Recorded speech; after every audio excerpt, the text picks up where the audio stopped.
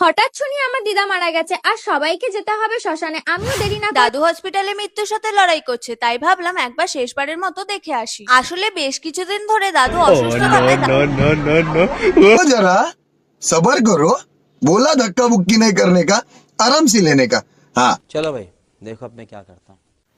Hello বন্ধুরা, তোমরা ভাবছো আমি নাচছি কেন, তাই তো? তাহলে চলো বলি। কালকে শুনলাম আমার বন্ধুর বিচি দুটো আর পাওয়া যাচ্ছে না। সে হয়তো ভেবেছিল আমার বিচি দুটো হসপিটালে পাওয়া যাবে, তাই সে 3-4 দিন হসপিটালে ছিল। কিন্তু অবশেষে তার বিচি দুটো আর পাওয়া গেল না। যখন বিচিই পাওয়া গেল না, তখন সে আর বেঁচে থেকে কী করবে? তাই আজ চলে গেল আমাদের ছেড়ে। আজকে তাকে শ্মশানে নিয়ে যাবে। আমি হসপিটালে যেতে পারিনি তো কী হয়েছে, শ্মশানে তো যাব। এমনিতেই আমার এই বন্ধুটা হেভি কিপটে ছিল, কাউকে কিছু খাওয়াতো না,